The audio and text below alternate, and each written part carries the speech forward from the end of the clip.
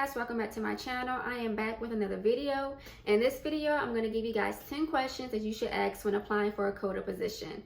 Okay, let's get started. Question number 1. You should ask, what is the productivity rate for the position? So most rehab companies, the norm productivity rate that is expected of an assistant is between 89 and 92%.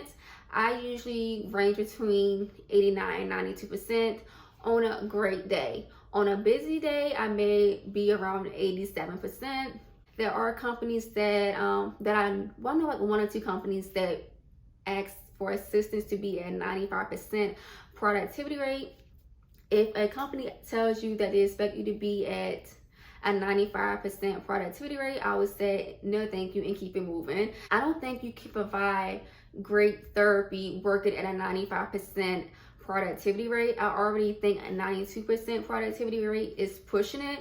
So if a company come to you and tell you that they want you to work in at a 95%, I would say goodbye and keep it. Question number 2, you should ask, what happens when the census drops?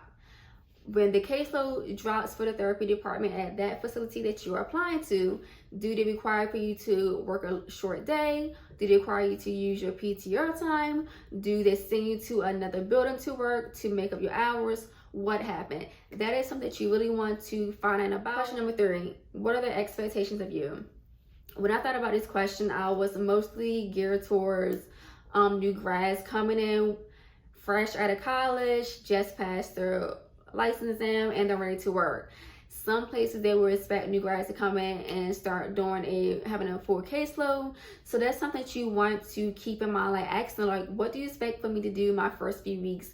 What are you expecting of me? Are you expecting me to work at this? Are you expecting me to have 10 patients on my caseload by the end of my first week? That's something that you should know, and be honest. If you don't feel like you can handle 10 patients your first week on a caseload, then let them know up front. Question number 4, how is the nurse and the therapist relationship? So I have worked at buildings where the nurse and therapist relationship isn't too good, and I worked in buildings where nurse and therapist relationships are excellent. I worked at facilities that the nurse and therapists are in communication together, and they keep each other in the loop, let each other know what's going on. And then I worked at facilities where it's like no communication.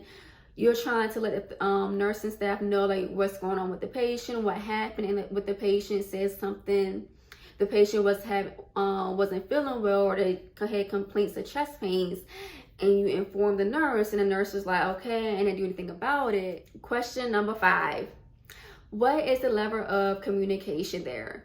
So with this, my thought process is, if you are having a disagreement with one of your co-workers, as an assistant, do I go to the OT, or do I go straight to the supervisor? Do I go to the assistant supervisor? And if the assistant supervisor or the main supervisor is not able to assist me, who do I go to next? Or how do you prefer for me to confront a situation where I'm not getting along with a coworker, or if I feel like the evaluating therapist is just like not taking my thoughts into consideration when it comes to a particular patient and what I think is best, or what we should do with this particular patient. What is the lines of communication? Do I go straight to the evaluating therapist, or do I go to the supervisor? Number 6, what is the average caseload for me on a daily basis? We have therapists leaving full-time position to go work part-time position, or just leaving the field altogether, or going to PRN. So a lot of places that you apply to, they may only have an evaluating therapist and an assistant. And with that being said, that means you would be having around 15 to 12 patients a day on your caseload. I have seen through my PRN outings, I have seen therapists see around 18 to 20 patients a day, and I think that is extreme. Now, the most I've seen a day was 17, but usually when they give you that many patients, you have a lot of groups or concurrence to do. But still, that's a lot of patient and documentation to be doing every day, especially when rehab companies want you to work at a between an 89 and 92 productivity rate. So you want to know what is your caseload. If you don't think you can handle a 14 to 15 patient caseload a day, then maybe you can say, well, I can do 12 patients. I'm comfortable with 12 patients. Question number 7, reimbursements. I put this at the bottom of the list because it may not be as important.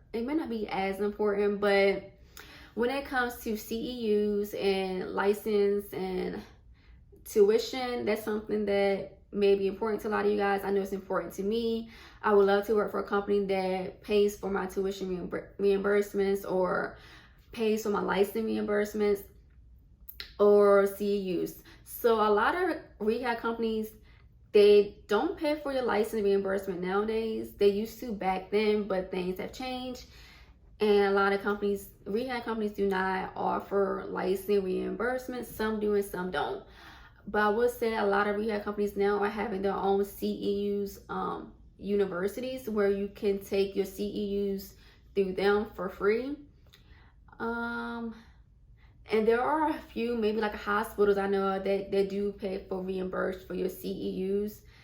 And I have not seen, or I have not worked for a rehab company that does tuition reimbursements. But if you are planning to further your education, that may be something that is important to you, and you would like to work for a company that has tuition, that offers tuition reimbursement. Number 9, pay schedule. I put this on at the bottom because it's not that important, but it's something that you should maybe ask.